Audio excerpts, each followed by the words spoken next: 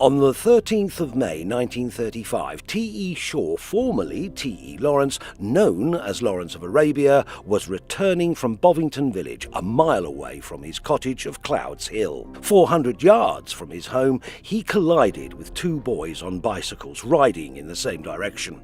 He then slid along the rough road, ending his journey against a tree. He died 6 days later on the morning of the 19th of May as a result of his injuries. His inquest followed on the morning of the 21st, delivering the verdict of died accidentally from injuries received. That same afternoon, his funeral was held. And that would be the end of Lawrence's story were it not for one key fact: a black car. And the many, many questions that followed after it. Why did Lawrence collide with two boys who he knew were there on a road he knew well?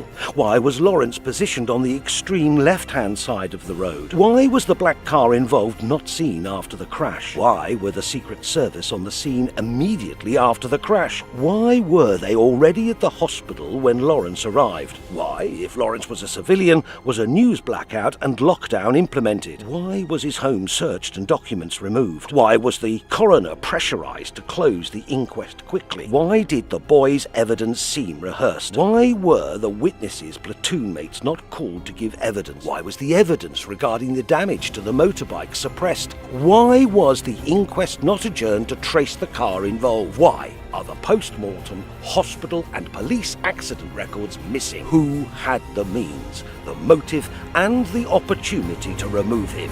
And who killed Lawrence of Arabia?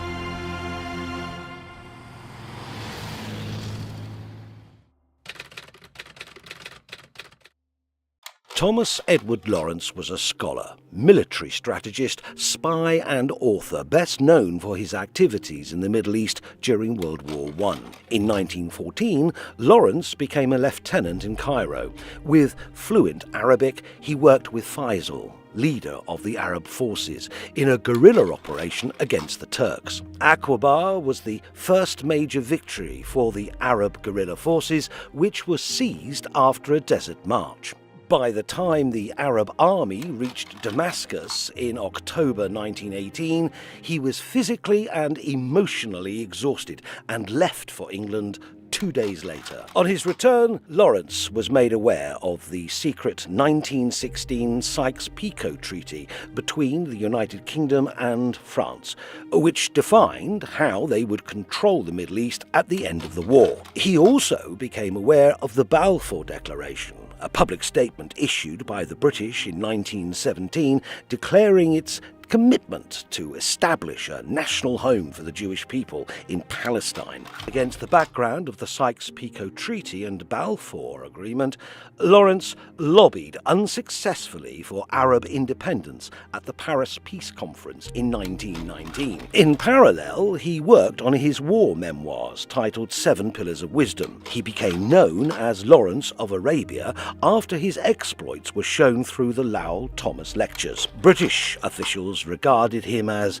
the enemy within, who stood in the way of Britain and France dividing the spoils of war. Lawrence was barred from the peace conference and was prevented from any further contact with King Faisal. In 1927, Lawrence changed his surname to Shaw. Posted to Bovington Camp in Dorset, he acquired Clouds Hill Cottage, which remained his home thereafter. Discharged from the RAF on February the 26th, 1935, Lawrence returned to Clouds Hill to face retirement at only 46. Lawrence had many different facets. How would he be described? If I had to describe Lawrence in 3 words, I would say 1, he was principled. He was a man of honor and true to himself. Secondly, he was conflicted. He had allegiances with strange bedfellows that nobody else had. And thus, the third way I would describe him was feared. Because of that, the British establishment did not know what to make of him. Very complex, also very heroic, and I'd say in some ways indecisive. Intelligent, courageous and principled. Courageous, definitely. Also, I think, troubled. and ultimately tragic. How was he viewed by the British establishment in 1935? They knew he was a professional spy, but they did not know which side he was on. I think he would have been viewed with suspicion. First of all, he'd just left the control of the RAF and the Military Act and the Official Secrets Act, and he was now on his own, a civilian, doing what he wanted to do. As a double-edged sword, he was connected, he had skills, he had experience, and all of those things can be very, very good, but they can be dangerous if someone doesn't play by the establishment's rules. Just considering the things that were going on at the time, I mean, the kind of uprisings that were happening in Palestine, the troubles, etc., I think he probably was seen as a dangerous person because he could never be trusted, really. How was he viewed by the public and the press in 1935? Well, the press were fascinated by him. The public too, in the sense that his war activity sort of mirrored the Rudolph Valentino movie activity. His star may have faded a little bit. He'd been out of the sort of prominence of the early 1920s for a while, but still well known, well respected, well regarded. Had that sort of rock star persona, celebrity persona. He was adored by the general public, who regarded him as a hero. The general profile of him was a hero, but a mysterious hero. David Lean's 1962 film Lawrence of Arabia did for Lawrence what Shakespeare had done for Henry V. However, the crash scene is very wrong. We see Lawrence riding at speed, coming suddenly face to face with the boys on their bikes, but on the wrong side of the road. Many of the film's fans regard its depiction of Lawrence as gospel, and to them it became exactly how the crash occurred. The boys travelling the wrong way. No black car, no witnesses, and on a tarmac road. The circumstances surrounding Lawrence's crash, just 11 weeks after his retirement, have raised many questions. Corporal Catchpole and his platoon mates saw a black car pass Lawrence moments before he lost control. However, the boys denied that they had seen any vehicle. Who was the driver of the black car, and why was the car never traced? Why did it not stop and the driver never came forward? Why was it not seen in Bovington after the crash? Why did the coroner open the inquest by directing the jury as to the accidental death verdict? Was the coroner under pressure to close the case? Why were the boys' testimonies at the inquest seemingly rehearsed? Why was the inquest not adjourned to trace the black car? Why were Catchpole's platoon mates not called to give evidence? Why would Lawrence have collided, trying to avoid the two boys, who he knew were there on a road that he knew very well? Why was he on the extreme left-hand side of the road? Why was George Bruff's evidence about the damage to the bike found on the handlebars and petrol tank suppressed? How were the secret intelligence services on the crash scene and at the hospital when Lawrence arrived? Why did they take over, implementing a lockdown of the press and hospital? Why was Clouds Hill searched, and what documents were removed? Where are the post-mortem hospital and police records? Why might Lawrence be removed, and who had the means, the motive, and the opportunity to remove him? On the 26th of February 1935, Lawrence retired from the RAF and cycled from Bridlington to Clouds Hill. Almost 11 weeks later, he was dead. Lawrence was rebuilding bridges with the Arabs, where an uprising in Palestine against the British and Jewish settlement was fermenting. He began to rebuild closer relationships with his friends, including Henry Williamson, who had built bridges with Oswald Mosley, and the British Union of Fascists, who had contacts with Hitler. Lawrence began to plan the publication of his book, The Mint, about squaddy life in the RAF. He was also reaching out to old friends, including Winston Churchill and Lady Astor, about a future role in the intelligence services. Lawrence was unpredictable and was under surveillance by the Secret Service. The establishment feared where Lawrence might channel his considerable energies. There's little doubt that after Lawrence's departure from the RAF in March 1935, when he's a free man, that he would still have been under surveillance. His bedfellows, his connections, the people he had alliances with, ran very deep and counter to what the British establishment was seeking for themselves. So he caused them a great deal of worry, and thus he certainly would have been under surveillance. He was relatively young and still some sense of a need to atone. Is there a reason for thinking he might have been under observation by British intelligence? Yes, I think so, because he was in communication with Henry Williamson, who was, if not a member of the British Union of Fascists, a supporter of the British Union of Fascists. And British intelligence must already have been concerned about the BUF because of the way in which relationships with Germany were deteriorating. And the last thing you would have wanted would have been somebody as high profile as Lawrence associating himself with the BUF. He would have been, shall we say, watched, and there would have been efforts made to see where he was going, what he was doing, whom he was contacting. He'd become a very famous man, but he had become out of control of the establishment as well. While the authorities and inquest would have us believe it was a tragic accident given the events before and following the crash, there is an alternative and more compelling version of events: that Lawrence was assassinated. But who would have the motive to mount such an operation? Why would Lawrence have been removed? On the 13th of May 1935, Lawrence sent a telegram to writer Henry Williamson, agreeing to meet for lunch the next day. I have this telegram, a parcel, and lunch Tuesday, Wetfine Cottage, 1 mile north Bovington Camp. Sure, yes. A few days before, Williamson had sent a letter to Clouds Hill to see if Lawrence would act as an ambassador to meet with Hitler in an attempt to avoid an inevitable Second World War. It was a proposal that would have excited Lawrence, who had experienced the horrors of war. Williamson believed that Hitler didn't want a war with England to avoid another front. Lawrence had experienced the horrors of the First World War and came home with PTSD. I think he saw so much horror. He lost his friends, he lost 2 brothers in the First World War. He would do anything to have stopped a second. He seemed to me to be suffering from PTSD, and that after what he'd been through, it's hardly surprising. I think most normal people would. I do think he had PTSD, although it hadn't been invented then.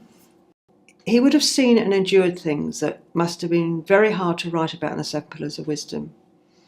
For example, the attack on a retreating Turkish army, that would have traumatised him, which happened shortly after the sexual trauma of Derar.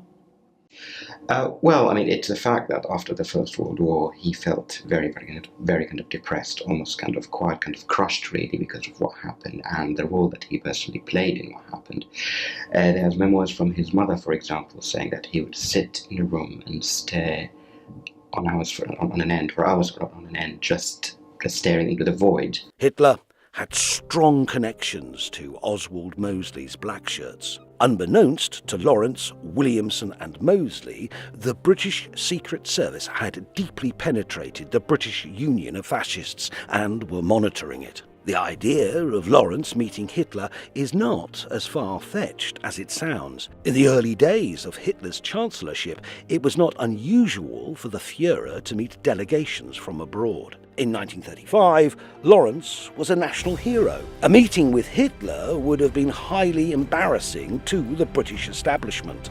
In 1937, the Duke of Windsor and Mrs. Simpson's visit to Germany was kept from the British public until 70 years later. Following the crash, Williamson discovered that the letter he had written was missing from the cottage, amongst a number of other documents. If Lawrence was trying to infiltrate the BUF or worse, join them, and potentially meet Hitler, this would have been a good reason to remove him. If Lawrence was infiltrating the BUF and feeding information back to MI5 handlers, at worst, he might have had a beating from most of these henchmen. The Nazis would have considered Lawrence a high-profile threat to a future war. If the Nazis had heard that Lawrence was being considered for a role in home defense, then whatever this role would have been, it is possible that they might have wanted to remove him. However, if Lawrence were to meet Hitler, this would have been valuable propaganda for the Nazis, and unlikely that Lawrence was really considered a threat. If Lawrence had actually met with the Black Shirts, or God forbid, had met with Hitler, it would have changed the entire outcome of the war, potentially, because Lawrence was deemed to have been a pacifist. The British establishment wanted war. Hitler wanted peace. If he had met with Hitler, it could have changed the history of the entire world. Lawrence's connections with Arabia in the First World War and as part of the Arab delegation during the Paris and Cairo peace conferences are well known. Lawrence blamed the Middle East's instability on the British government, stating the Arabs had exchanged one unloved imperial government for another, and that the British regime had a worse reputation than its Ottoman predecessor. The motive for the Arabs to kill Lawrence was simple. Following World War I, he had deceived them regarding the Sykes-Picot Agreement, thereby destroying their pursuit of Arab independence. However, Lawrence felt as deceived as the Arabs had been. To salvage the situation, he worked hard to reach a suitable settlement for his Arab friends at the Paris and Cairo peace conference. His friend Faisal had become king of Iraq. Iraqi oil was now in the control of the British. Squadrons of the Royal Air Force were stationed permanently in Faisal's territory, while Iraqi oil flowed steadily. Faisal had also been struggling with the growing number of Jewish settlers in Palestine and the growing discontent this had caused amongst Arabs. In July 1933, Faisal went to London, where he expressed his alarm at the current situation resulting from the Arab-Jewish conflict and the increased Jewish immigration to Palestine, and stated it must be limited. He had left London by air for his annual general medical checkup in Bern, Switzerland. A few days later, Faisal complained of stomach pains and died suddenly. With no post-mortem examination, suspicions arose as to the real cause of death. But if we think about it, we've got King Faisal dying in 1933, shortly after his visit to London. Then Lawrence, also again dying in very mysterious circumstances in 1935. Then shortly after that, you've got Azzeddin Qassam, who was killed by the British in 1935. And what do they all have in common? Well, I mean, they are all trained in guerrilla warfare, which at some point was very useful for the British, but suddenly it's not anymore because it's going against another promise, another pledge. Faisal was becoming an obstacle, not only to Jewish immigration, but potentially, and more importantly, to the flow of oil. It was whispered he had flirted with American oil magnates. With a gathering storm of unrest in British Palestine, a reason for removal by the British or Zionists becomes clear. Lawrence was aware of this, but would have been unable to provide any serious input until February 1935, when he departed the RAF. It's extremely likely that Lawrence was in touch with his Arabia friends and colleagues after he retired. And would have been concerned about the settlement of Palestine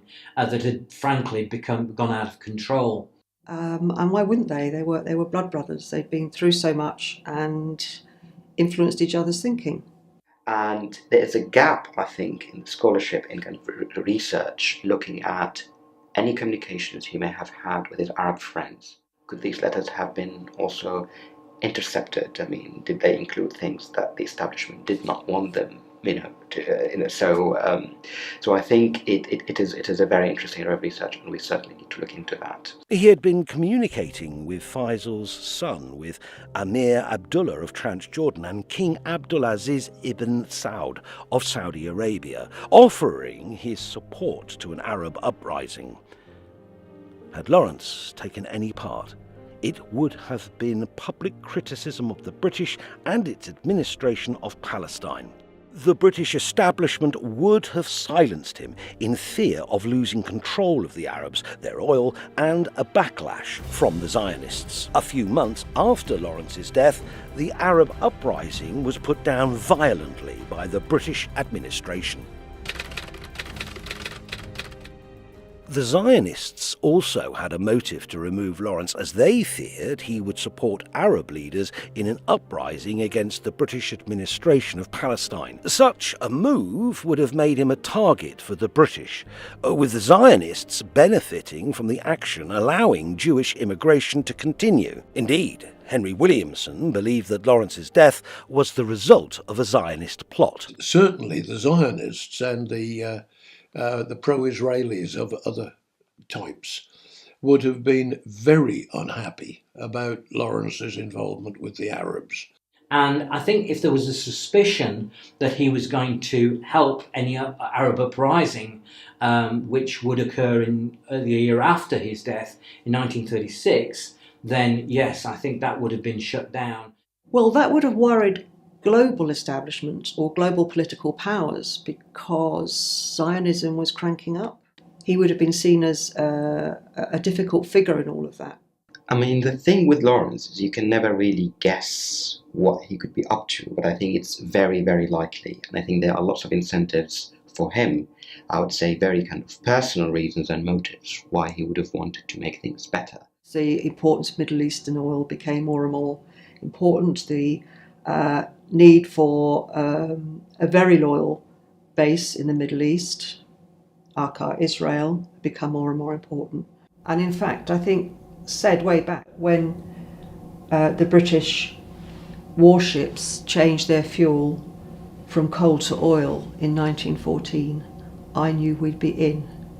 So all the time he was aware that it was all playing for oil. I would think most likely that it was the Zionists and the Israelis who, as we can see in the news today for what's happening in Gaza, can, at their most extreme, be totally ruthless. While we are not aware of any communications between Lawrence and the Arabs, that is not to say there were none. Any communication with the Arabs would have increased the consternation of the security service. Lawrence's communications would not only have been intercepted, any that were at Clouds Hill would have certainly been removed following his death. While the Israelis did have operatives stationed in Britain, it is more likely that they would have contacted British Zionists and the intelligence service if they had concerns, and would have outsourced any action to British intelligence.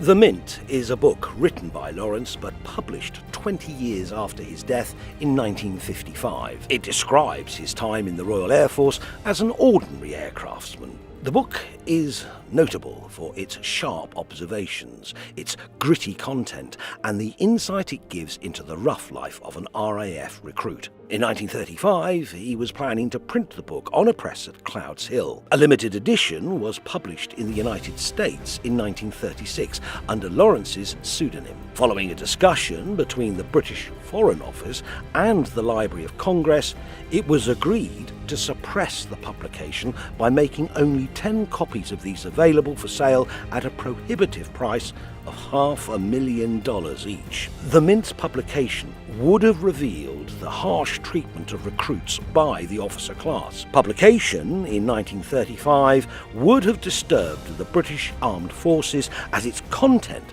would adversely affect recruitment at a time when a war was just a few years away. It was believed that the content of Lawrence's book, The Mint, was going to be very damning to the government. In fact, they even kept a secret file called the Precautions against the publication of The Mint. Very frank writing on life in the RAF, which might have been quite difficult for a lot of his fellow servicemen.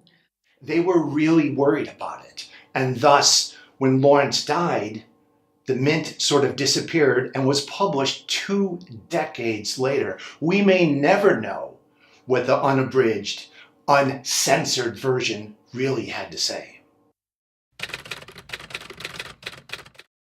We must also include Winston Churchill as a suspect. While Churchill regarded Lawrence a friend, he was also ruthless and defended himself and his class strenuously. If Lawrence was moving towards an appeasement stance, Churchill, under pressure from patrons, would have viewed this as an obstacle and may have decided that Lawrence needed to be removed. There is also the intriguing possibility that Lawrence had been a confidant of Churchill in the 1920s. There were even plans to publish an updated 7 Pillars of Wisdom, which potentially contained a chapter about Churchill himself, which posited that he may have hastened his mother's end. We therefore have 4 reasons why Churchill may have wanted to rid himself of Lawrence, even though he was a friend.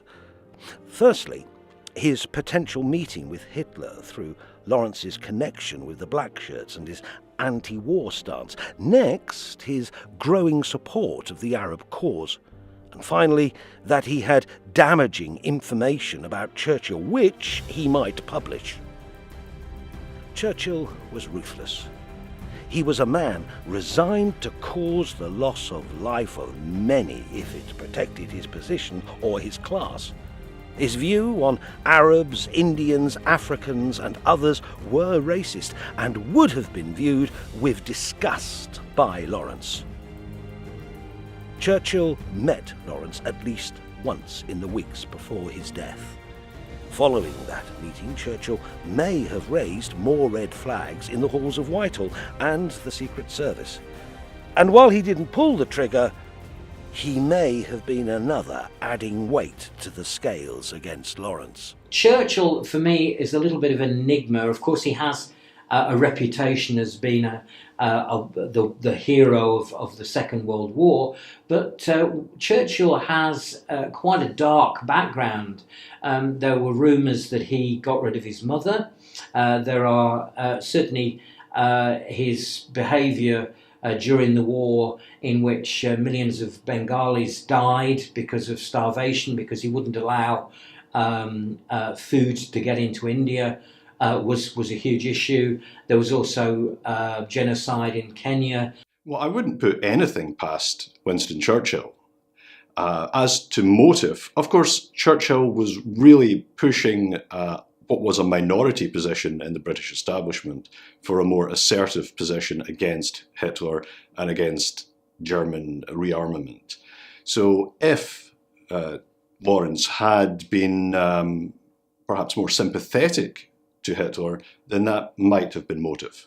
History books will tell us that Churchill and Lawrence were friends. However, there's more than meets the eye. Churchill was greatly upset at the rumors that Lawrence was going to meet with Hitler.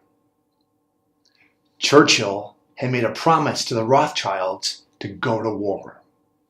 And it appeared as though Hitler and Lawrence wanted peace. Churchill knew the allegiance that Lawrence had to the armies and the people that he had served. Now, this was flying in the face of the Zionist backing that Churchill was accepting to go to war. So there were multiple reasons why Churchill would have been very much of the view that this man needs to be removed from the scene because he could really throw a spanner in all the plans of the British establishment. Research by Dorset historian Rodney Legg held that Lawrence was to become director of a combined secret service, to put it onto a war footing. The directorate would be an amalgam of security services, including special branch and police. In a letter written 5 days before his crash, Lawrence wrote that something important was going to occupy his life from Friday the 17th of May 1935. The weather had kept me outdoors from dawn till dark and sent me dead beat to bed, but that ceases in 10 days. Colonel Meinertz-Argen's Middle East diary confirms that in May 1935, Lawrence led a review panel to restructure the intelligence services. Lawrence discussed this with Churchill and others in London in March 1935. Evidence of his commitment came on the 12th of May, the evening before the crash. His friend, Pat Knowles, said that Lawrence had planned to start up a printing press, but this would be deferred as Lawrence was expecting to undertake work of national importance. Nonetheless, in whatever capacity, Lawrence would have been seen as unsuitable. When the world thinks that Lawrence has retired from military service, he's making covert meetings in London.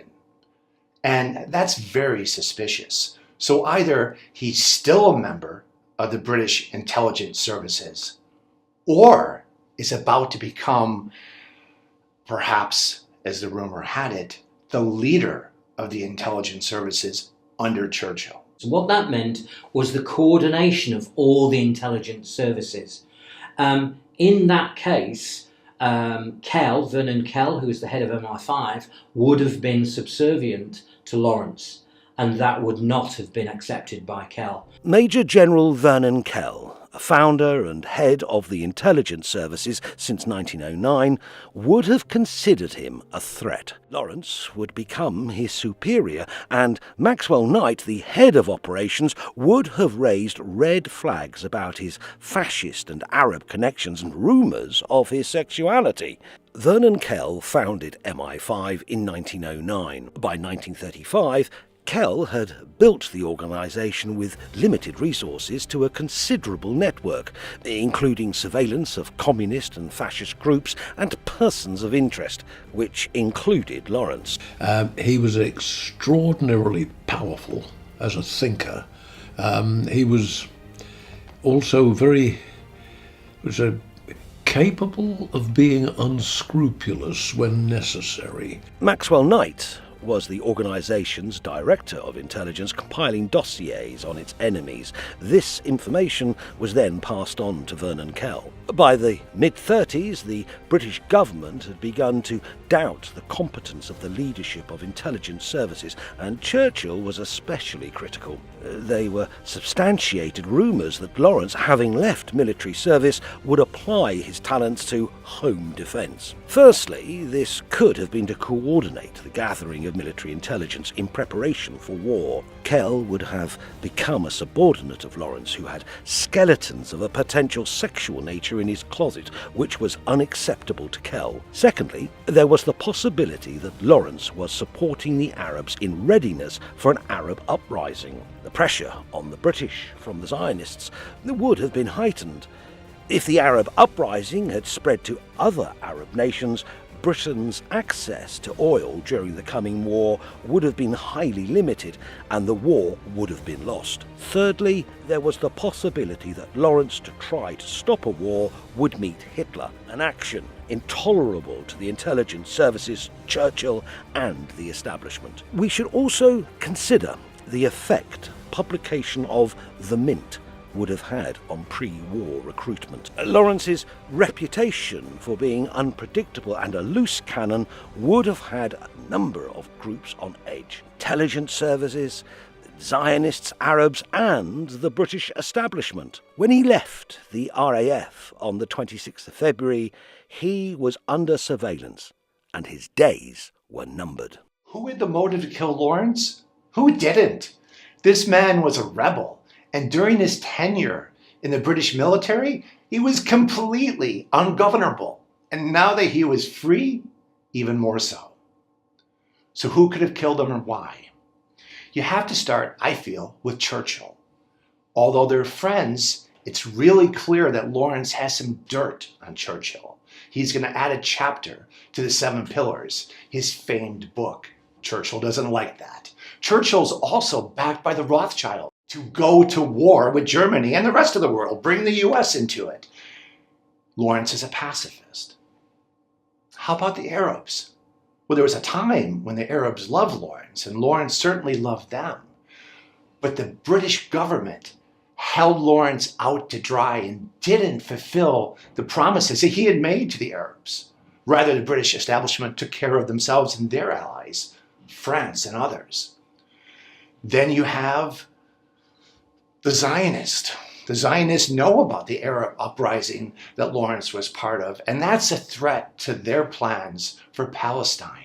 Then you have Kell, who, rumor has it, Lawrence is being positioned to take his job, a job he's had since the conception of the organization of the Secret Services, which he would keep for 31 years.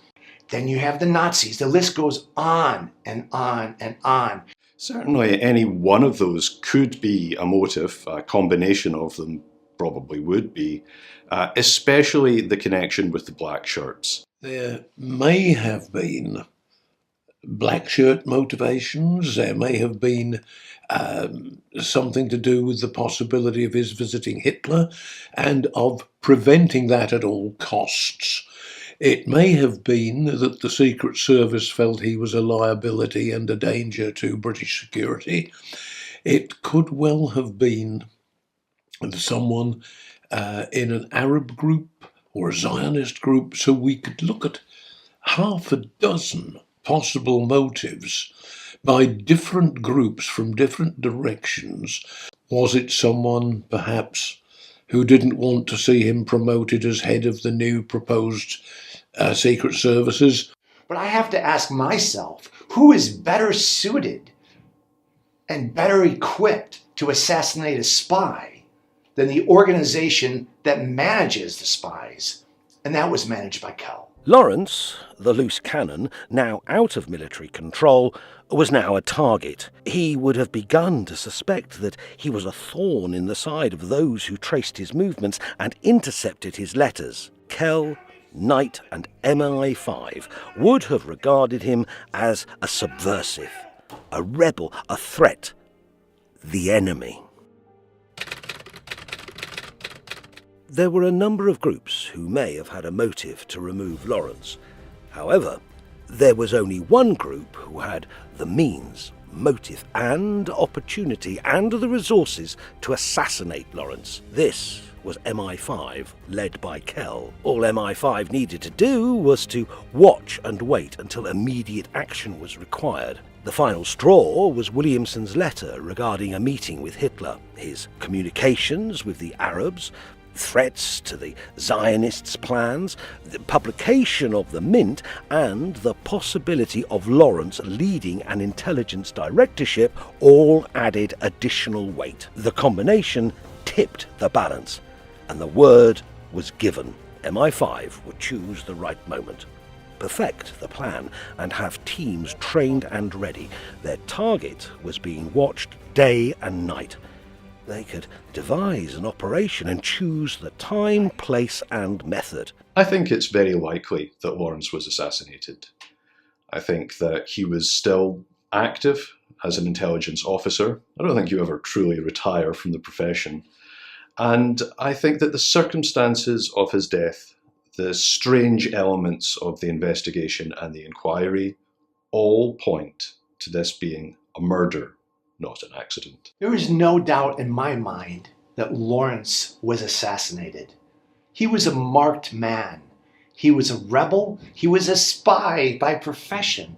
And thus nobody knew who his allegiance was with. He was assassinated by the Secret Service, by Kell, by Maxwell Knight's B1 section under the orders of Kell. But as to the motive is more muddy.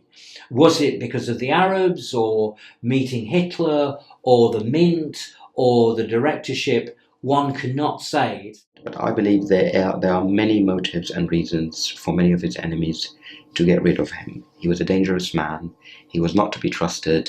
He would any minute flip and take the other side, and that gave ample reason. The intelligence services had many opportunities to assassinate Lawrence. However, Lawrence was also under the watch of the press, and he had a considerable public profile, regarded by many as a hero. An assassin's knife, bullet or poison would have been highly suspicious and would have led to very ugly newspaper and newsreel headlines. Such methods leave loose ends, and Lawrence would have been dead long before May the 13th if there had been an alternative. All of those methods would have led to some very, very awkward questions on the front pages of newspapers, and it would have aroused public suspicion. When we think about road accidents, they are more, shall we say, acceptable in publicity as accidents, rather than had he been found shot, or had he been pushed off a cliff, or had he drowned. The motorcycle accident has more chance of being accepted by those who hear about it as being an accident. A hero's death in a crash is much more acceptable. They knew that he would probably not die outright, but once they got him to the hospital, they had a possibility of poisoning him or giving him an injection of insulin, which they were experimenting with at the time. Well, some things are harder to cover up than others. A road traffic accident is rather easy to pull off and cover up, for the simple reason that they happen all the time. Lawrence's movements were well known. He rode a motorcycle at speed and lived on a remote lane. An accident would be credible and would be seen as a tragic end of a hero. It would be easy to give Lawrence a glancing blow at speed with a motor vehicle, sending the motorbike out of control, leading to fatal injuries to a rider not wearing a helmet. The number of motorcyclists who, before helmets became compulsory, were killed, it's a head injury that kills you. Even if Lawrence survived, he could be guarded and his death hastened if there was any possible chance of survival. You've been looking at the evidence regarding the motorbike. Yeah, it's really interesting. You know, Lawrence was an incredibly experienced motorcyclist. He knew the boys were on the road ahead of him that day, and without a vehicle, he'd have swerved to avoid the boys and overtaken around them without any trouble at all, as long as there's nothing in his path. If there hadn't been anything in Lawrence's path, the approach and overtake to them wouldn't have been a problem. We know that the boys would have heard the motorcycle coming from perhaps a mile behind them, because it's a loud motorcycle, V-twin 1000cc bike, and we know from their own testimony they heard it coming and they moved over to the right. With the car blocking Lawrence's path, he could either have driven off the road to the left, but he knew he'd probably lose control of his bike and he'd avoid this. In the event, he only had a very narrow space available to go between the boys and the car. He would have braked, but of course hit the rear of the boys on their bikes. The S-shape of the boy's back wheel shows he probably hit it slightly from one side. Do you think, given the damage to the bike, that Lawrence was hit by the car? Well, if we take a look at the damage to the bike and the evidence from George Brough, who said the bike seemed to have been struck by something. Well, we've got damage to the front light, the front mudguard, the handlebar, where black paint was found incidentally. Petrol tank was dented, the exhaust dented in two places, all damaged on the right-hand side of the bike. You can see here all the damage points on the bike. Given Brough's examination, we conclude that the car glanced the bike, damaging the handlebars and petrol tank, and leaving the black paint found by Brough. So you think that the damage to the bike is consistent to it being struck? Yeah, I think so. I think maybe even if the bike was only nudged, it would have been enough for Lawrence to have lost control of the bike. How do you think the front brake cable snapped? Well, I think it's probably the force at which Lawrence used the brake lever. And why do you think the wheels locked on the bike? Well, it's just due to the panic in the situation, I think. Lawrence grabbed for the front brake, which is an instant response for any motorcyclist. It didn't have the power to stop the bike, but it broke the cable. The rear brake is much stronger. He'll have stood on that brake, locking the rear wheel completely. And Lawrence's injuries, being thrown from his bike at perhaps 30 miles an hour? Yeah, that's consistent with him being thrown forward and over the handlebars. His head would have hit the road very quickly, within the second probably. His chance of survival would have been very low without wearing a helmet. With a helmet, it could have saved him from fatal injury. So do you think the assassination plan of nudging or striking the bike could have been put into action fairly simply? It's so simple, it's almost ridiculous. As a motorcyclist, you're very vulnerable. And I would think if anybody, any group were going to try and assassinate Lawrence, the absolute obvious thing is to catch him out on his motorcycle. They'd simply have to have waited for Lawrence to return from Bovington village and encroach onto his side of the road. With or without the boys actually on the road at that time, it would have been very simple. So, Mark, I understand you've been trying to work out how the vehicle may have left the crash scene. Yes, one of the problems I had was trying to explain why the black car wasn't seen in Bovington. Mm-hmm. And that suggests it left the road, and naturally the assassins would have had an escape route. So, reviewing the maps, you can see the road. Lawrence's direction of travel is shown as the black arrow, with the car travelling in the opposite direction, and the crash site is circled in blue. Just a few metres to the south, there is a road which in 1935 would have been easily passable. Seconds after the crash, the car would veer to the right onto this road that went through Morton Plantation, off towards Morton Village, and then onto the road to London. That was their escape route. The black car instigated the accident that led to Lawrence's death, and certainly it would have been seen in the community, it would have been seen in Bovington, right? But it wasn't. And that's because these are professionals. It would have been damaged. So they had an escape route, and that's why the car was never seen in Bovington. The callous and brutal murder of a nation's idol became a tragic accident, a hero's death. Who had the means to implement an infallible plan, cover it up, leaving no loose ends, and control the final chapters of inquest and funeral? There was only one organisation who could successfully carry out such an operation: the Secret Service. Monday the 13th of May 1935. It's a fine day and Lawrence had already planned to visit the post office in Bovington. He has a parcel of books to send to a friend and a telegram for the writer Henry Williamson in reply to a letter Williamson had sent 3 days earlier. The letter went missing from Clouds Hill following the crash, taken along with other documents. Williamson stated it said, "The new age must begin. Europe was ready for peace. You are the natural leader of that age in England. I'll call in anyway on Tuesday, probably around 1 to 2 p.m. At 11 o'clock, Lawrence mounted his Brough Superior motorbike and rode to Bovington, a little over a mile away. He parked, took his parcel of books from the saddlebag and crossed the road to the post office. He wrote out the telegram to Williamson at 11:25. Williamson, Shallowford, Filey. Lunch. Tuesday. Wet. Fine. Cottage, 1 mile north. Bovington Camp, Shore. He then went to Dodge & Company Butchers and brought pork chops for Albert Hargraves, the butcher's boy, and his friend Frank Fletcher to deliver on the same road Lawrence would take. Lawrence undertook other errands, talked with soldiers at the camp and then walked back to the Red Garage, mounted his Brough Superior and rode off at about 11:30. Fletcher and Hargraves were already on the road ahead and were cycling abreast, with the wind carrying the sound of the Brough towards the boys, who moved into single file. Corporal Ernest Catchpole had been working all morning at the camping ground. Catchpole was standing by the fence of the army camp, smoking a cigarette, talking to 2 soldiers from his platoon. As Lawrence approached in 3rd gear, he would have been travelling at around 40 miles an hour. Lawrence changed down to 2nd gear to pass the boys safely. Catchpole could hear the sound of a motorcycle approaching from Bovington Camp at the same time as the sound of a car coming from the opposite direction. Car, a private black four-seater saloon, passed him at speed, travelling in the opposite direction to Lawrence and the boys.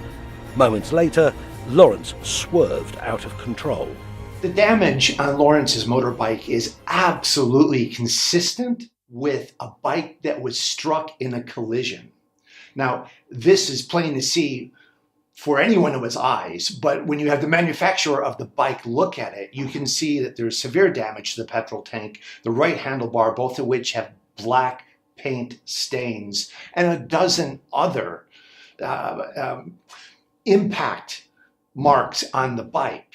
I would have thought that from damage that I have seen personally on my bike and on other bikes, something definitely hit that bike. Lawrence must have seen Hargraves, swerved to go round him, but it was too late, and Lawrence's front wheel hit Hargraves' rear wheel. Lawrence pulled suddenly on the front brake and it snapped. Braking on the older bikes, like the first ones I rode back in the 50s, it was not good.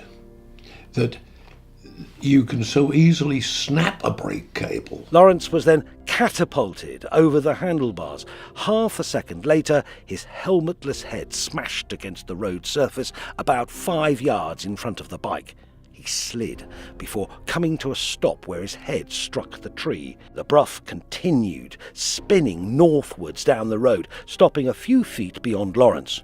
Hargraves was knocked unconscious, while Fletcher fell off where he could see Lawrence leaning against a tree. Catchpole ran across the heath to the scene to tend to Lawrence. Moments later, an army lorry took Hargraves and Lawrence to Bovington Military Hospital. Captain Charles Allen received Lawrence and Hargraves at Bovington Camp Hospital at about 11:45. Intelligence officers were already at the hospital, suggesting a premeditated plan, and guarded the unconscious Lawrence. Catchpole, every soldier on the camp and civilians connected with the crash were ordered not to talk about it. Lawrence, fatally injured, now fought a desperate fight for life for the next 6 days. Lawrence was x-rayed, which revealed multiple skull fractures and a severely lacerated brain. Everybody at the hospital had been given orders not to say anything about the crash. The site was guarded by military police, and the hospital was instructed not to give any information. Personnel were ordered not to talk to the press for fear of breaching the Official Secrets Act. A military officer issued the false statement that there had been no witnesses to the accident. Lawrence was guarded by 2 Secret Service agents, one sitting by his bed and the other in a cot outside the door, while the nurses were ignorant of their patient. Reporters trying to gain entry to the hospital were told to leave as they were trespassing on War Department property.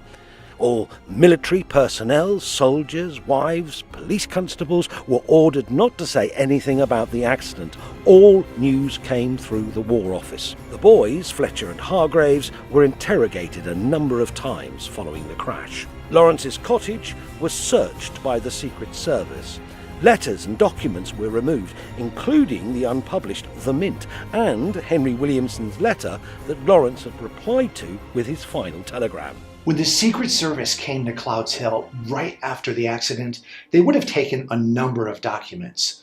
For a start, there was the uncensored The Mint. Now, this is a story about life in the RAF. They would have taken a letter from Henry Williamson. So this is very incriminating. And this is one of the last things that Lawrence did, was respond to this letter with a telegram saying, yes, I think I'd like to meet with you and talk with you about your idea of my meeting Hitler. So all those documents and more were taken by the Secret Service. From the 14th to the 19th of May, Lawrence lingered in a coma. But just after 8:30 on Sunday, the 19th of May, his pulse stopped. Captain Allen entered the waiting room where friends and others were gathered and said, "It's all over now." A post-mortem examination was conducted, and Lawrence's body was taken in the gently falling rain to the mortuary, where he lay until the funeral. 2 days later, on the 21st of May 1935, the inquest into Lawrence's death was held in Bovington Camp Hospital. The inquest is perplexing. A civil inquest held in a military establishment was subjected to security restrictions. Many have suggested the whole proceedings were stage managed. Indeed, the coroner received a telephone call from a senior government figure on the morning of the inquest who directed him to wrap things up quickly. The coroner was pressurized to close the inquest as quickly as possible due to the high-profile nature of Lawrence and the desire to make sure that the rumors that were spreading about his assassination were nipped in the bud. Coroner's inquests, much more difficult to control, much more problematic. The British government often avoids them if they can. If they can't, then pressure might be applied. It would seem to me that somebody, if I use government in inverted commas, somebody with very great power of organisation and control, somewhere in Whitehall, wanted the inquest and the subsequent funeral all done, disposed of, out of the way. I mean, he made the point at the start of it, after this pressure was put on him, the verdict is accidental death, now let's get on with the evidence, which is a complete reversal of the normal events. And that's what I think lay at the back of it. Somebody of immense power ordered the coroner to do it in that way.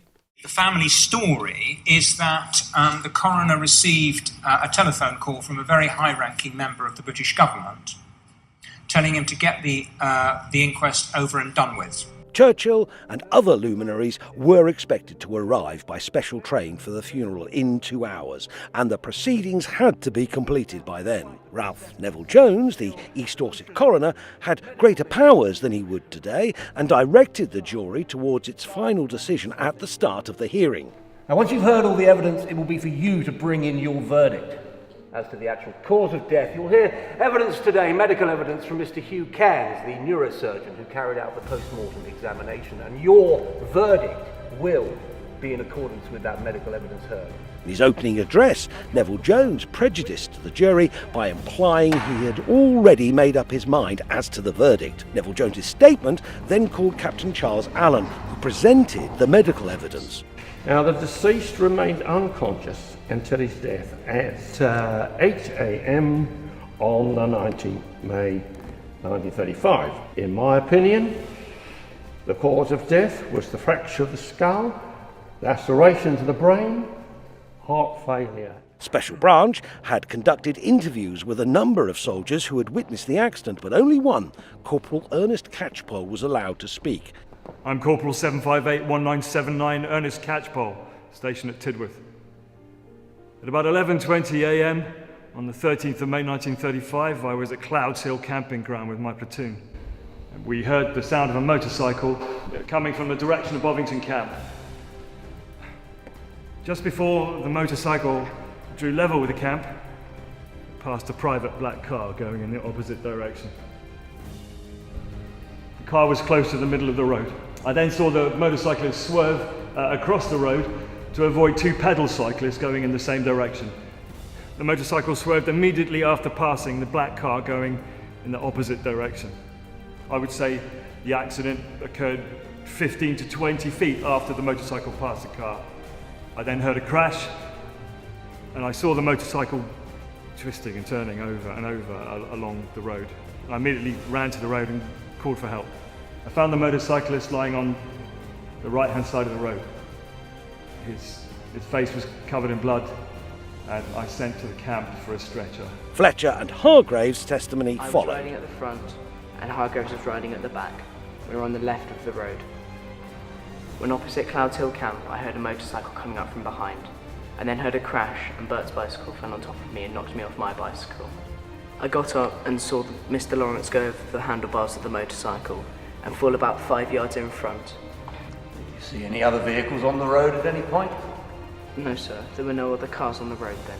I did not pass a car from the time I left Bovington Camp in the Albert Hargraves replaced Frank Fletcher in the witness box. Frank Fletcher was with me for company. Opposite Clouds Hill Camp, I was riding 4 or 5 feet behind Fletcher and on the left-hand side of the road. No motor car passed me about this time. Both boys' evidence appears to have been rehearsed. They would have been coached by special branch officers to ensure their stories tallied, and there was no mention of the black car. Put yourself in their position. Hargrave and Fletcher would have been terrified when the British Secret Service approached them and their fathers and say, listen, we don't care what you saw. Here's the story that we need you to tell. And they would have done so for fear of repercussions. And sure enough, their testimony is wooden, it's forced, and it's not the kind of language or narrative that boys of their age would naturally tell.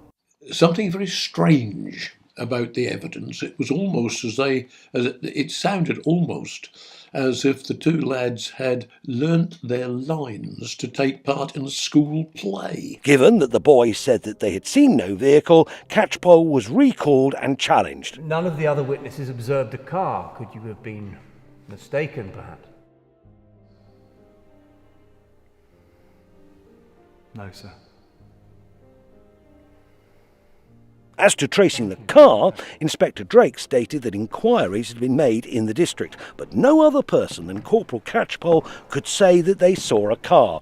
We then have to ask, why was Catchpole's platoon mates not asked to present evidence? That is highly suspicious. There's no reason at all why that should be the case. That really is very suspicious and very, very irregular. There's no legal justification for having one person act as the spokesman for a group of potential witnesses. And normally at a coroner's inquest, if there was a piece of evidence like that, that would need to be investigated properly before the inquest could conclude. You would have as many witnesses as you could, especially if there was some form of accidental death. But even with all the publicity that the crash generated, the driver never came forward and it was never traced. Neville Jones presented a statement by George Brough, who had examined the bike, but was confined, confirming it was mechanically sound. Statement here from the manufacturer, Mr. George Brough. On examination, no obvious mechanical fault was apparent. 50 years later, Brough stated that he found black paint on the right handlebar and petrol tank, and that the motorcycle had been struck by something black on the right-hand side. He also stated that the vehicle it had struck would have chafed along the side. However, Brough's expert evidence was suppressed. This alone would indicate that there was more to the crash than the authorities would admit. A conspiracy. Another interesting aspect of the inquest is the fact that Brough's evidence as to the damage to the bike was never presented. That did not come out until 50 years after the inquest. Again, that's extremely suspicious. Key expert witnesses on technical matters would normally be welcomed in any open inquiry. Brough's evidence regarding the damage to the motorbike wasn't presented other than the motorbike was functioning as designed because it implicates that Lawrence was in a collision, and not just any collision, a collision with a black car because the paints come off on the petrol tank. The paints come off on Lawrence's handlebar, and that would be consistent with Catchpole's story and would change the whole complexion of the investigation. The only conflicting evidence is that with regards to the black car. Now, I don't think the car had anything to do with the accident. However, the fact that Corporal Catchpole there is certain that he saw it, there were no other witnesses to it, and the boys are adamant they did not see it. Well, it's all rather unsatisfactory, is it not? Neville Jones stating that conflict between the evidence of Catchpole and the boys was unsatisfactory is certainly an understatement. Any inquest should have been adjourned for the police to trace the black car at the least. The question is, why would the inquest not have been adjourned to trace, to investigate the black car? It's the smoking gun in this story. In an inquest today, had a mystery vehicle have killed somebody, it would have been behooving on the police to trace the car. I think because they knew exactly who was in the black car and they wanted to keep it a secret. That Neville Jones did not is astounding. So, with all the witnesses and evidence examined, Ralph Neville Jones summed up and the jury quickly returned the verdict they had been directed proper to. verdict to bring in will be one of accidental death. Death caused by injuries sustained accidentally.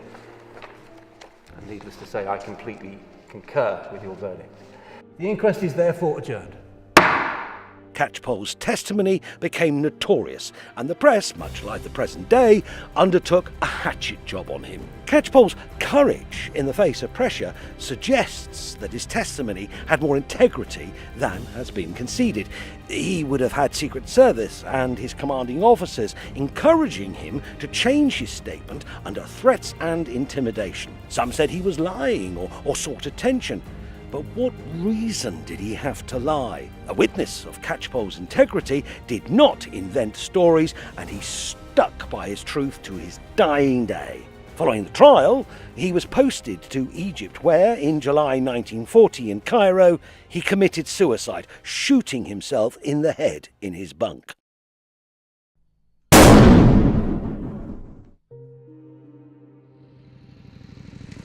One element never considered is the evidence of Lawrence as an experienced motorcyclist. He knew his bike and this road very well. Given that Lawrence was riding downhill towards the two cyclists, he would have seen them 500 yards away and would not have ridden into the back of them unless, of course, there was something which he needed to avoid. He would also have seen the black car approaching. We know with the motorbike in second gear he had changed down, slowing to negotiate the cyclists and oncoming vehicle on the left-hand side of the road. This positioning can only be for one reason: oncoming traffic. With no oncoming vehicle, Lawrence would have been able to give the bicycles a wide berth. Lawrence's action would indicate there was an oncoming vehicle and explain why he was on the left-hand edge of the road rather than the centre of the lane. There would have been perhaps 3 feet of room between him and the vehicle. Interference with the motorcycle would have been easy through a glancing blow which would have struck the handlebar and petrol tank, as Brough stated. The inquest left a plethora of unanswered questions. It ignored Corporal Catchpole's testimony. It didn't press the boys outside their prepared testimony. It made no effort to seek the car. It didn't allow George Brough to give evidence to the damage of Lawrence's motorcycle and did not fully explain Lawrence's actions. Any of these questions should have forced an adjournment in an inquest heard today. But with pressure on the coroner and a private train on its way from London, there was an imperative to wrap up the case. It followed the death so quickly that it's very unusual, and somebody somewhere, somebody with immense power politically, was telling, just wanted the whole thing out of the way and was laying down the orders both to the coroner and to the church authorities who conducted the funeral. On the 21st of May at 1 p.m, a few hours after the inquest, a special train arrived carrying the elite from London. Guests included Winston Churchill, Lady Astor, and many other notables. At 2 o'clock, St Nicholas's Church in Morton was packed with mourners. The service was simple, as per Lawrence's request, lacking any military pomp. The funeral route was lined by reporters and villagers, all wanting to be in the presence of the great man for the final time. One of the artefacts of the funeral is the newsreel. In 1935, an age before television, there was nothing more influential to sway public opinion than what millions saw in these newsreels in the cinema every week. The story was a tragic accident on a country lane. In this case, it was carefully stage managed. A big lie. Not so many years later, a man said, "The bigger the lie, the more it is believed." That man was Nazi propaganda minister Joseph Goebbels. There are therefore 4 potential scenarios for Lawrence's crash: an accident, suicide, survival, or assassination. Using the evidence of each scenario, a scientific approach called risk analysis can be applied to rate likelihood. Risk analysis is the process of identifying potential issues. Here we're using it to assess probability. What is the probability of a particular scenario in Lawrence's crash? We will then apply 3 standard analytics: means, motive and opportunity. Each score 1, 2 or 3 respectively. What you will see is that the higher the score, the greater the likelihood that the scenario is the correct one. Next, we have available evidence and historical context. Again, the higher the score, the more evidence was found to support the scenario and be the more likely in its historical context. Here we analyse what was happening historically with the benefit of clear hindsight. Finally, we have the probability of the scenario, how probable the scenario is. Simplicity of explanation, is the scenario simple in its operation? And finally, past history, have those involved got previous experience of carrying out the scenario? We then multiply each rating together to create a final score. Based on the score, we can rate the likelihood of each scenario. As you can see, suicide and survival are both rated as highly unlikely. These can be disregarded. For example, we know Lawrence was talking about his future the night before the crash. For an accident option, the scenario is possible, as it did not include the explanation the black car, which we know from a number of sources, did exist. For the assassination options, we can see the theory that the black shirts, Nazis, Arabs or Zionists were involved is also highly unlikely, due to an absence of means, motive or opportunity. Churchill's involvement is more likely, but there's not enough evidence to support the facts. It is possible, but not high enough to be probable.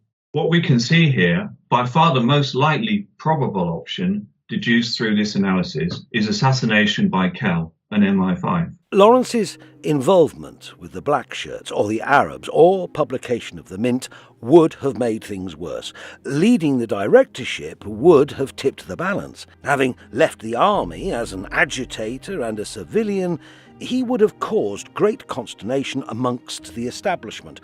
Action against him was inevitable, and the Secret Service would have executed it. Lawrence would have been under surveillance from the day he left the RAF in February 1935. From that day, he was no longer under the control of the military and would grow to be a potential embarrassment. MI5 would have a plan to assassinate Lawrence. We'll call it Operation Sirocco. Once a red line was crossed, a decision is made to terminate Lawrence and greenlight the operation.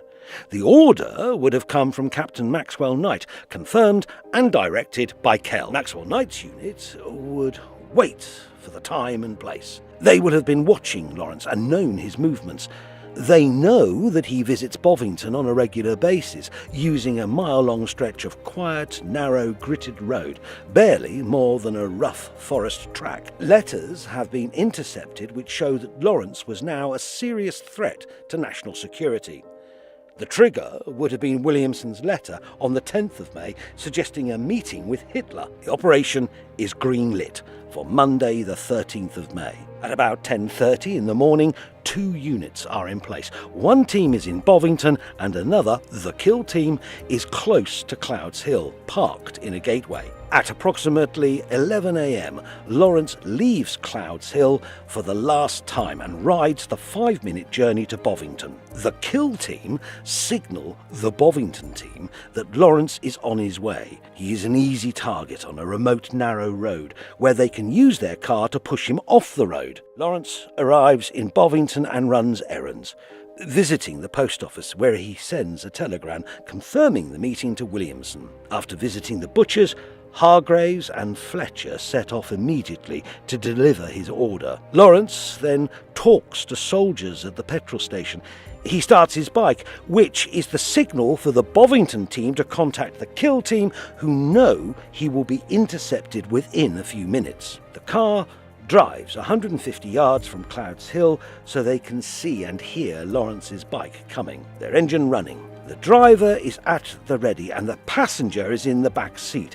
They hear the loud bike and can see Lawrence roughly 500 yards away, coming down the slope towards them. They can also see the two boys on bicycles 400 yards in front of Lawrence. The car moves off and Lawrence sees both the car and the boys ahead of him. The car begins its run towards Lawrence to intercept him. As Lawrence approaches the car and the boys beyond, he changes down to second gear, slowing to negotiate his way around the boys and the oncoming black car. He is on the extreme left of the road. With the car on his right, he can only go to the left. He doesn't have much room, but it is enough at the speed he is doing, roughly 30 miles an hour. We know this as the gear lever was stuck in second gear, meaning he could not have gone faster than 38 miles per hour. As the car approaches, it inexplicably moves to the centre of the road to force Lawrence off the road. As Lawrence negotiates his way past the car, the rear car door opens and glances the handlebars of the bike with an impact speed of roughly 60 miles per hour. Struck by the glancing blow, the Brough veers toward the boys and Lawrence collides with the rear of Hargraves' bike. He was an experienced motorcyclist, as I was, and he had also got a good safety record, and he had a very big, heavy, powerful bike in a Brough Superior, which is very, very good indeed. He would have seen the boys off in the distance. So why did he collide with them? The answer is he was forced to. He was virtually attacked by a black car coming the opposite direction. And there was something totally wrong about that accident. Now, it doesn't seem likely that he would have had the accident unless something had hit his bike. He is obviously trying to avoid something. If he was simply on the extreme left and was going to steer around the boys and there was no black car, there wouldn't have been a problem. He'd have just ridden around them.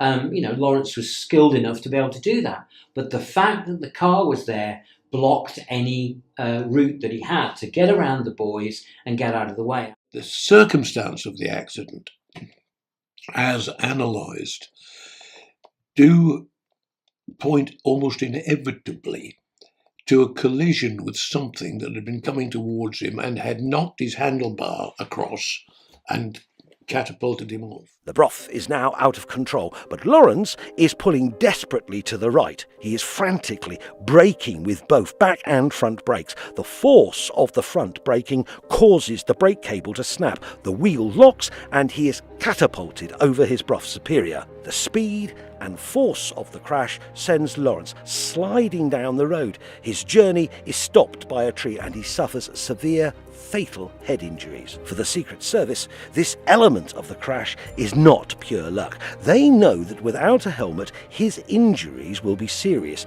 They know that once in hospital, they can initiate an alternative end if needs be. Lawrence is fatally injured, and all they would need to do was watch, guard, and wait. Soldiers, including Catchpole, run from the camp and arrive at the scene. Catchpole can see that Lawrence's face is covered in blood, coming from his head wound. Immediately following the collision, the damaged black car has driven 50 yards for a few seconds. It forks off to the right onto a forest track and is now driving as fast as it can towards Morton and beyond, to a hiding place until it can be disposed of. This would explain why the vehicle was not seen in Bovington village. The B team await the arrival at Bovington Hospital of the ambulance. It arrives at approximately 11:45 a.m, where Lawrence and Hargraves are hospitalised by Captain Charles Allen.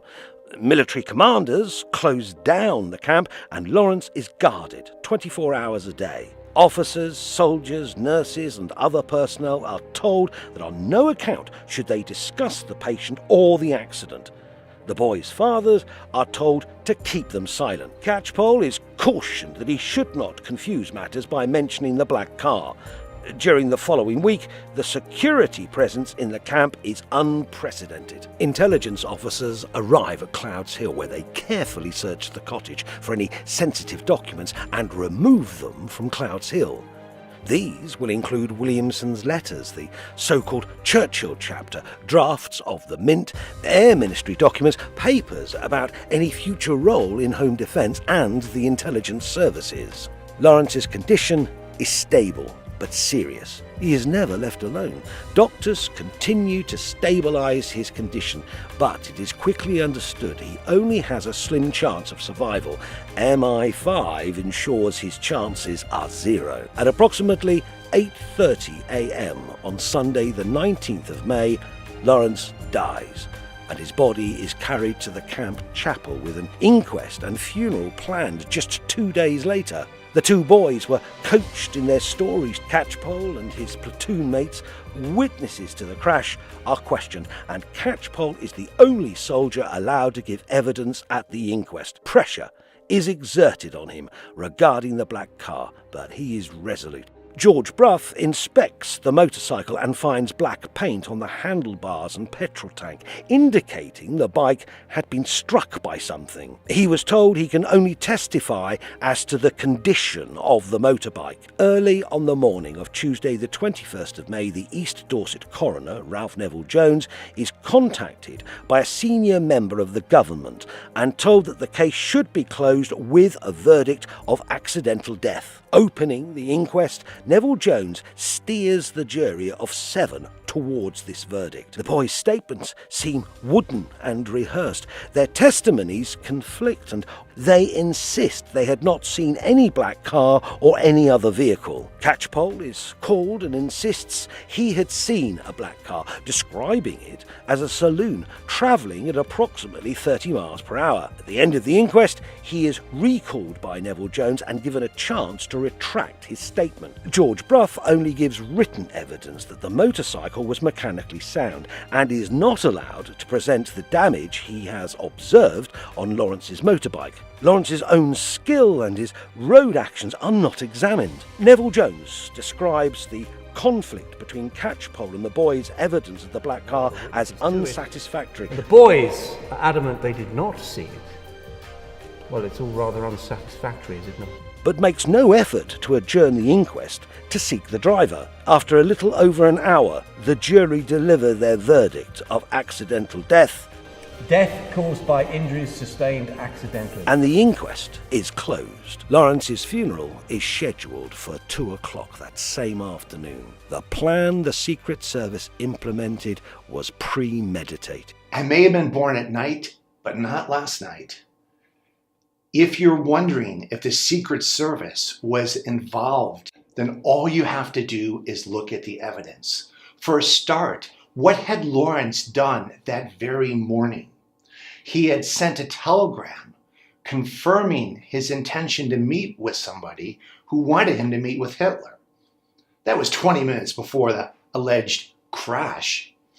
Second of all, after the crash, the Secret Service are waiting for him at the hospital. Forget the fact that there was a black car cited by Catchpole and his colleagues and reported originally by Fletcher, although he later changed his story.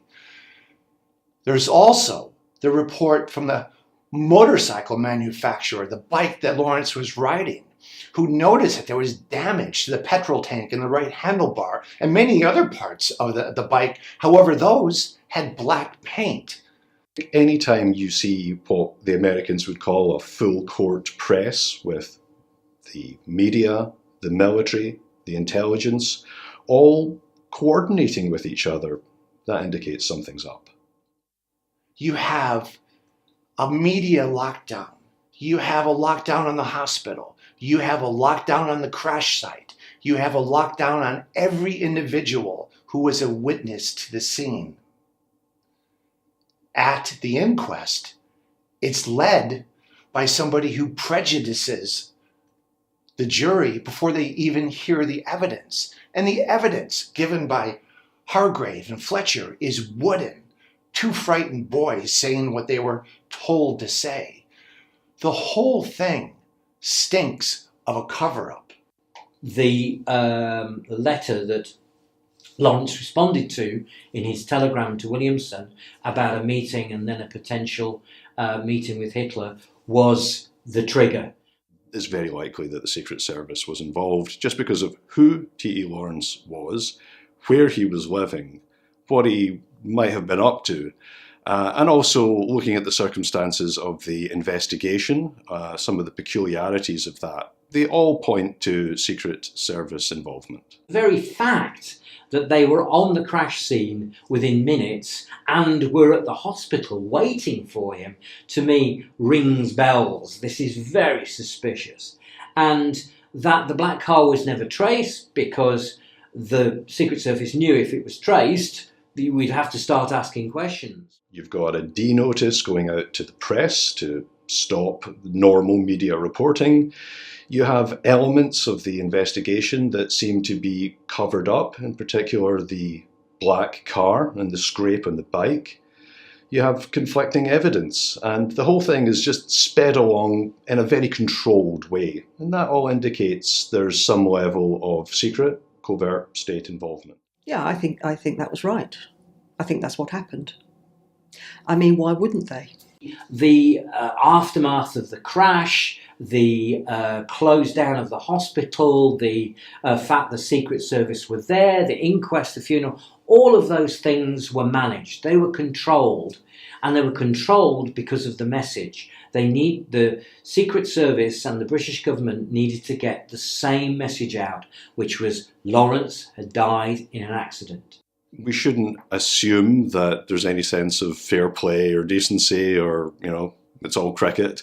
This is life and death stuff. And the British establishment, different factions within the British establishment, were facing war, global war. So in that context, the life or death of one man would have been measured against what they would regard as the greater good. So I don't see any reason why they wouldn't take him out.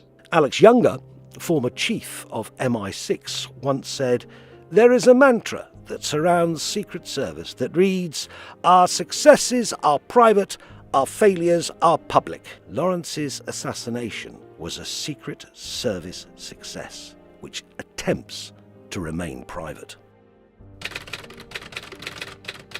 Assassinations are carried out because of fear of change. For example, JFK, Mahatma Gandhi, Benazir Bhutto. There are many other potential deaths which have remained a mystery, including Robin Cook, Dr. David Kelly, Patrice Lumumba, UN Secretary General Dag Hammarskjöld, and Princess Diana. Princess Diana's death has all the elements of an assassination. The similarity between Lawrence's death and that of Princess Diana is striking. Both Diana and Lawrence had a high public profile, continually running from the press, and their deaths caused an unprecedented outpouring of public grief. And both were killed in a recognised assassination technique, a motor accident. There are far more unexplained deaths than the general public know about. A great many people suddenly cease to be, and for no apparent reason.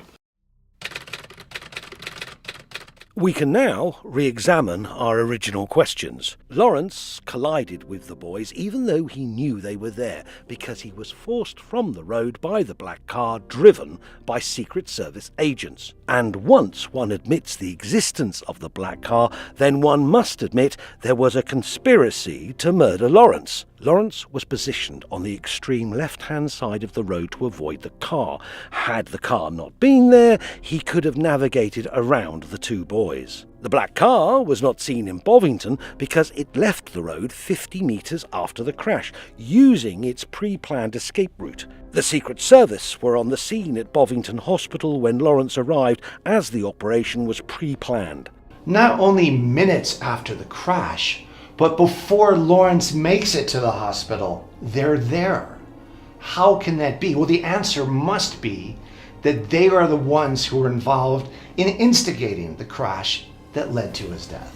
A news blackout and lockdown were implemented because the operation was controlled by Secret Service to manage the media. Despite the fact that Lawrence is not a member of the military anymore, there needs to be a lockdown. a lockdown on the media, a lockdown on the hospital, a lockdown on the crash site, a lockdown on all the eyewitnesses to make sure that even in that day and age, 1935, there's no social media. It's only the government word, and the government needs to make sure they tell the story they want to tell. This is textbook covert operations behaviour. Clouds Hill was searched. Sensitive documents were removed, including communications with Williamson and those between Lawrence and the Arabs, plus drafts of the Mint and the so-called Churchill chapter. The inquest was stage managed. The coroner was pressurised to close the inquest quickly, delivering a verdict of accidental death and to ensure Lawrence's funeral was held and his story closed. No adjournment or effort was made to trace the car or its driver. The case would not have been closed in today's coroner's courts. The boys' evidence had been carefully rehearsed to ensure there was no mention of the black car and that they delivered the same evidence. Catchpole's platoon mates were not called to give evidence, such that Catchpole was the only witness at the inquest to confirm the presence of the black car. Bruff's evidence regarding the damage to the motorbike was not presented, as it would have confirmed the bike had been struck. The damage to the bike dovetails with witness evidence. Lawrence's behaviour as a motorcyclist was not examined. Had the car not been present, he would have been able to steer around the boys. The road was gritted track, narrow and unforgiving in a skid, and its condition did nothing to aid any evasive manoeuvres by Lawrence. In such conditions, a sudden swerve would be fatal to a cyclist without a helmet. Following the crash, events were stage managed by the Secret Service. Despite extensive searches, the post-mortem, hospital and police records are missing. Unsurprising, to reduce the information available. Normally, bureaucracies are very, very good at record keeping. It's basically what government does. So when things go missing, that has to be a massive red flag, and we ought to be suspicious. These documents went missing because Lawrence was a beloved public hero. It was very fortunate for the British establishment that there was no social media at the time. The government controls the story the public wants to hear. And such a man would have been more than capable in 1935 of passing orders to leading police officers and to the coroner's office and so on, and say, we require the following paperwork to be handed into X's office now. In order to control the message, you have to remove police records, you have to remove hospital records.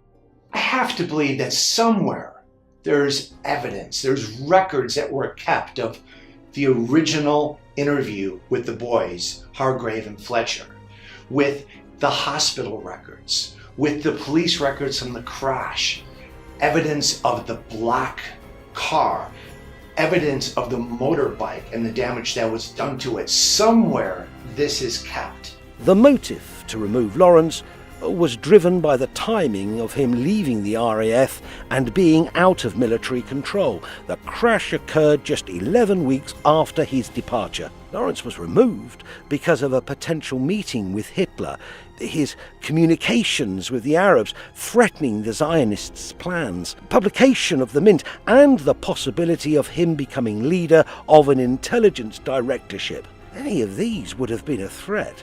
The combination made Lawrence's future unacceptable to the British establishment. On the 13th of May, 1935, T.E. Lawrence was fatally injured in a motorcycle crash on his beloved Brough Superior, ultimately costing him his life 6 days later.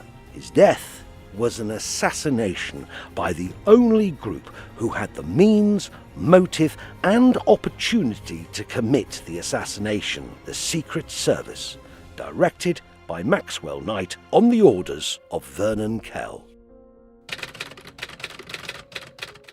In the 21st century, we are more aware than ever of the sordid goings-on of the government and its intelligence services, and such assassinations around the globe are a daily occurrence, Litvinenko, Khashoggi, Franco, Kelly, the list is endless. In 1935, Secret Service activities were more covert. The idea that the state would assassinate a public figure and to lie to its citizens were unthinkable. Nowadays, we are wiser and more cynical. We know our leaders lie to us habitually. By May 1940, Churchill had become leader and had to take radical steps after the first 9 months of the war. The first was the restructuring of the intelligence services, which had been planned with Lawrence in 1935. Within days of becoming Prime Minister, he had removed Kell. Lawrence's murder was potentially the United Kingdom's first 20th century state-sponsored assassination by its Secret Service. A premeditated operation carried out in plain sight, undertaken by agents of the government for the people, to protect its interests of its allies and the establishment. It was a perfect plan. A military operation perfectly executed, wrapped up neatly and quickly with no loose ends. Only the Secret Service had the power, experience and resources to do it. Even after all the evidence, some would still dismiss this as a conspiracy theory. Challenging orthodox history is inevitably met by cries of conspiracy theory, an expression used to discredit an opinion so that it need not be examined closely, and to demean the credibility of the speaker. But history is a continuing dialogue between the present and the past. There is no single eternal and immutable truth about past events and their meaning. So, was Lawrence murdered? It's for you to decide. In light of current events, Lawrence is still very relevant. I mean, looking at the region now, looking at what's happening there, I think you'd be quite shocked and I think if you could change time, you probably wouldn't go back and be part of that, knowing what it ended up to be. I think he would be unsurprised, but heartbroken. This was someone with a real profound, indeed spiritual connection to the region and its people. And I think he would see the suffering there, and he would see Britain's fingerprints all over it. And I think Lawrence felt so betrayed, he would look back now and just have his head in his hands. He would have predicted what has happened now a century later. It was all for oil, and the slaughter is completely unjustified. Be appalled. And I think had he lived, he would have done something to stop this. I can't see the invasion of Iraq or the current Mark II Nakba happening had Lawrence lived to make more influence on the world. I have to believe that he would have said, if you listen to me, if you did what I was trying to do with the people I was working with and the relationships and allegiances I was forging, we wouldn't have these problems today. You've made a right mess of it, is what he would say. In March 1921, at the Cairo conference, Lawrence said that the influence of a just policy, Arab opposition to Zionism would have decreased if it had not entirely disappeared. Lawrence was devastated when he found out Britain would not keep the promises he had made for independence in Arabia. More than a century later, Lawrence's just policy eludes the world, and we see the result every day on our TV screens.